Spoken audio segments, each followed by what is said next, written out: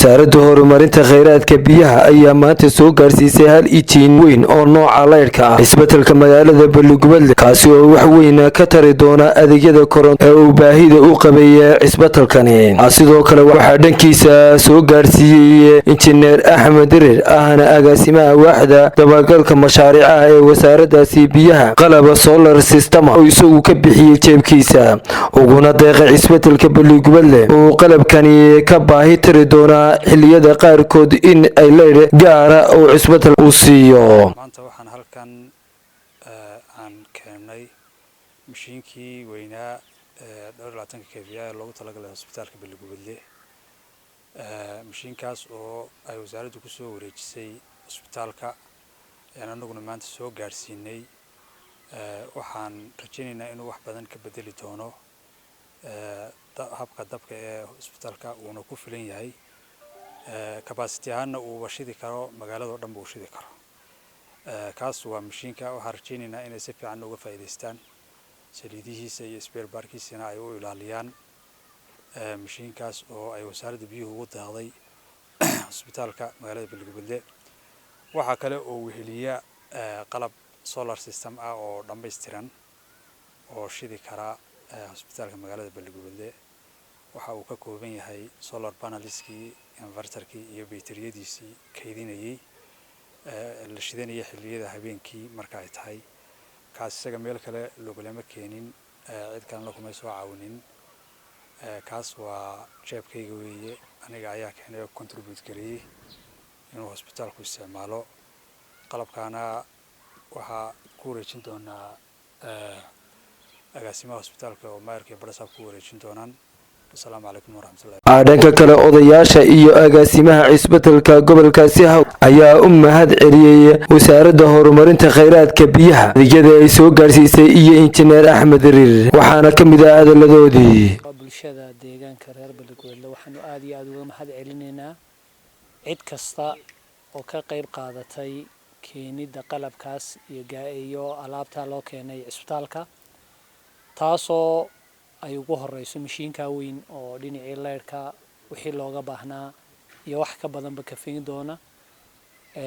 wasaaradda biyaha gaar ahaan wasiirka iyo agaasimayaasha aad baan uga mahad celinaynaa waxa kale oo sidoo kale aad uga mahad celinaynaa solar systemka oo agaasimuhu isagana uu keenay waxaanu leenahay ilaahay subxaanahu wa ta'ala miisaanka xasanaadka idinku daro waxaanu rajaynaynaa in dadku si fiican uga faa'iideysan doonaan oo baahidii leydhka loo qabay laga maarmi doono. wasiirka wasaaradda biyaha Jamhuuriyadda Somaliland oo ijiinka weyn halkan yaala maanta ku wareejiyay wasaaradda caafimaadka sidaana uu maanta halkan ugu soo gaadhay ijiinkan oo runtii aanu baahi weyn u qabnay waxaan rajaynayaa inuu baahidii aanu qabnay dhinaca leydhka uu wax badan ka tari doono waa mashiin runtii aad u qiimo badan waa mashiin weyn 20 kV oo dab ayaa ka dhalanaya isbitaalkan iyo adeeg ka balaaran buu shidi karaa aad iyo aad baan ugu mahad celinaynaa waxa kale oo halkan iyadana lagu wareejiyay adeeg solar system ah oo dhammaystiran oo solar panelskii iyo bateriyadii iyo inverteradii iyo dhammaan adeegii oo dhan wada leh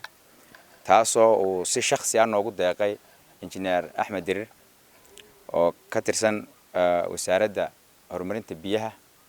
aad iyo aad bisna ugu mahadsan yahay ilaahay miisaanka xasanaadka ha kugu darayaan leenahay. amaayirka degmada Balugubadle Maxamed Cabdi Maxamed Shiine iyo barasabka gobolka Hawle iyo Xuseen Aadan ayaa dhankooda uga mahad celiyay wasaaradda horumarinta kheyraadka biyaha Somaliland iyo injineerka guud ee wasaaraddaasi Axmed Dirir waxaana kula dardaarmeen mas'uuliyiinta isbeddelkan iyo mas'uuliyiinta wasaaradda caafimaadka ee gobolkaasi Hawd in ay ilaashadaan adeegyada leydhka ee maanta la soo gaarsiiyay. wasiirka wasaaradda horumarinta biyaha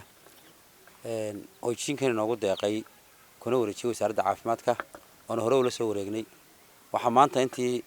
soo raaca solar system dhammaystiran oo uu shakhsi noogu deeqay ilaahay